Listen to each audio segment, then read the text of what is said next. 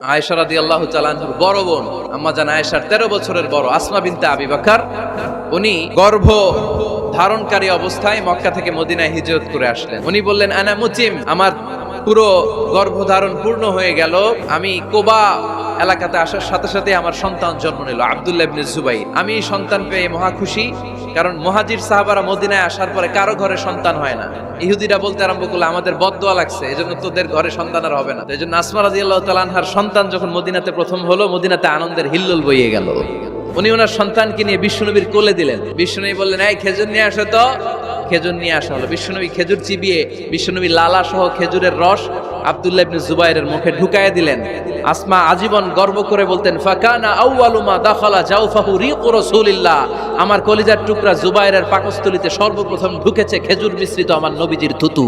রাসূল সাল্লাল্লাহু আলাইহি ওয়াসাল্লাম এবার মজার ছলে বললেন, ফান করে বলতেছেন, এই একটা দাস আছে আমার কাছে, এই লোকটারে কে কিনবে, আমি বেচবো। উনি আবার একটু কুৎসিত দেখতে, একটু খাটো কুৎসিত শ্যামবর্ণের ছিলেন। উনি মদিনায় থাকতেন না, উনি মরুপল্লীতে থাকতেন, বেদুইন ছিলেন আর ওখানে তিনি অর্গানিক ফলমূল শাকসবজি চাষ করতেন। রাসূল সাল্লাল্লাহু আলাইহি ওয়াসাল্লাম ওনার এই অর্গানিক ফলমূল আর শাকসবজি খুব পছন্দ করতেন। ফলে উনি প্রায় সেই মরুপল্লী থেকে রাসূল সাল্লাল্লাহু আলাইহি ওয়াসাল্লামের জন্য অর্গানিক ফ্রেশ ফ্রুট আর শাকসবজি মদিনায় নিয়ে আসতেন এবং এগুলো ফ্রিতে দিতেন রাসূল সাল্লাল্লাহু আলাইহি ওয়াসাল্লামকে অ্যাজ এ গিফট।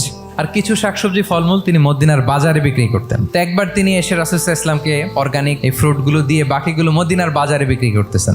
রাসূলুল্লাহ সাল্লাল্লাহু আলাইহি ওয়াসাল্লাম বাজার ভ্রমণে গেলেন, যে দেখে ওই তো জাহের। তো ওনাকে দেখেই রাসূল সাল্লাল্লাহু আলাইহি ওয়াসাল্লাম পিছন থেকে এরকম ঝাপটে ধরলেন। উনি তো দেখতে পারতেছেন না কে ধরলো। উনি বলে, মান হাদা আরসিলনি, এই ছাড়ো ছাড়ো। যখন পিছনে ফিরে দেখে আল্লাহ রাসূল সাল্লাল্লাহু আলাইহি ওয়াসাল্লাম এখন আর ছাড়াছাড়ি করে না, এখন ওনার পিঠটা রাসূল সাল্লাল্লাহু আলাইহি ওয়াসাল্লামের বুক মোবারকের দিকে আরো লাগাই দিচ্ছে। এইভাবে ফান করে বলতেছেন, এই একটা দাস আছে আমার কাছে, এই লোকটারে কে কিনবে, আমি বেচবো। জাহের রাদিয়াল্লাহু তাআলা আনহু বলেন, ইয়া রাসূলুল্লাহ, আমি কালো মানুষ, আমি সস্তা মানুষ, আমারে বেচলে বেশি দাম পাবেন না আপনি। রাসূল সাল্লাল্লাহু আলাইহি ওয়াসাল্লাম বললেন, হে জাহের, তুমি আল্লাহর কাছে সস্তা নও, তুমি আল্লাহর কাছে বড্ড দামি।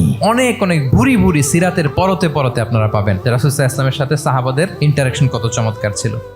নবীর কথা শুনলে মানুষ বুকে আশা ফিরে পায়। আমার নবী কাউকে হতাশ করেন না। হতাশা বিশ্বনবীর ডিকশনারিতে নাই। তিনি মানুষকে আশাবাদী করে তোলেন। বিশ্বনবীর কথা শুনলে মানুষের হৃদয় নরম হয়, তারা আশা ফিরে পায়। আপনি প্রিয় নবীর মুখনিসৃত বাণীগুলো পড়েন, কথামালাগুলো শোনেন, দেখবেন আশা পাবেন, বুকে আশা পাবেন, ভালোবাসা পাবেন। কারণ তিনি এমন সত্তা, এমন পার্সোনালিটি, তার কথা শুনলে হৃদয় নরম হয়ে যায়। মনে হয় হৃদয় খুলে তারে দিয়ে দেই, সব কথা যেন তারে বলা যায়। আওয়াজ করে বলেন ঠিক কিনা?